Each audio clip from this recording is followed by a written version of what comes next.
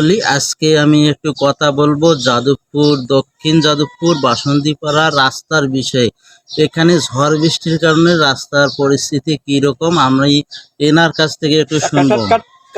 তাহলে আপনার রাস্তাটার অবস্থা কি এখন বর্তমান? হালকা একটু পানি মনে করো বৃষ্টি হলে তাতে দেখা যাচ্ছে কাদোতে রাস্তা দিয়ে হাঁটা যায় না। মানে গাড়ি রাস্তা চলাচল করতে সমস্যা। হ্যাঁ, সমস্যা তো ফুল হয়।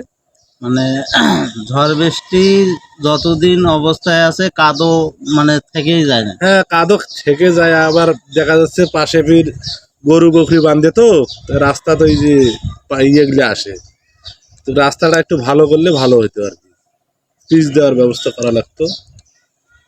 তো হয়তো আপনাদের রাস্তাটা এখন দেখাতে পারছি না, আমি হয়তো দেখাবো এর পরের ভিডিওতে। তবে একটু মনোযোগ দিয়ে শুনবেন, দক্ষিণ যাদবপুর বাসন্তীপাড়ার রাস্তাটি এই ঝড় বৃষ্টিতে প্রচুর কাদো, রাস্তা চলাচল করা খুবই অসুবিধে। তাই আমি বলতেছি যে ইউনিয়ন, আমাদের কাউন্সিলর 3 নং চন্দনপাট ইউনিয়ন বা যিনি প্রধানমন্ত্রী উপদেষ্টা যারা দেখবেন আমার ভিডিওটি, অবশ্যই একটু যাদবপুরের এই রাস্তাটি পাকা করে দেওয়ার চিন্তা ভাবনা করবেন। তাহলে এই যাদবপুরের লোকগুলোর রাস্তাটা পাকা করলে একটু সুবিধা হবে, তাহলে চলাচলটা অসুবিধা হবে না। তাই আমি আপনাদেরকে বলতেছি যে এই রাস্তাটার কাজ সুন্দরভাবে করে দেওয়ার জন্য আপনাদের কাছে এই আবেদনটা করা।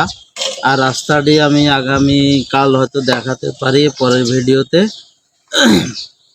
তা আপনি এই বিষয়ে খুব সন্তুষ্ট তো মানে হবেন নাকি? হ্যাঁ, রাস্তাটা হলে আমি সন্তুষ্ট হব। রাস্তাটা না হওয়া পর্যন্ত তো শান্তি হচ্ছে না। দেখা যাচ্ছে আমরা হাঁটতেছি এই কাদর মধ্যে, ডুবে যাওয়া লাগে মাঝে মাঝে। তবে ওই এলাকাটা একটু নিচু এলাকা, বৃষ্টিপাত হলে মনে করো রাস্তাঘাটে পানি ওঠার সম্ভাবনা থাকে। তা আমরা যথেষ্ট চেষ্টা করব যে ওই রাস্তাটার কার্যক্রম অতি তাড়াতাড়ি শুরু হয়ে যায়।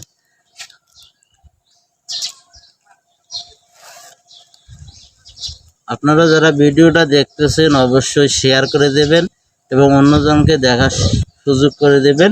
আর আমাদের কার্যক্রম যে ভিডিওটা দিলাম, আপনারা ভিডিওটা যদি দেখে থাকেন তা আমাদের ওই রাস্তাটার কার্যক্রমটা শুরু করার ব্যবস্থা করবেন।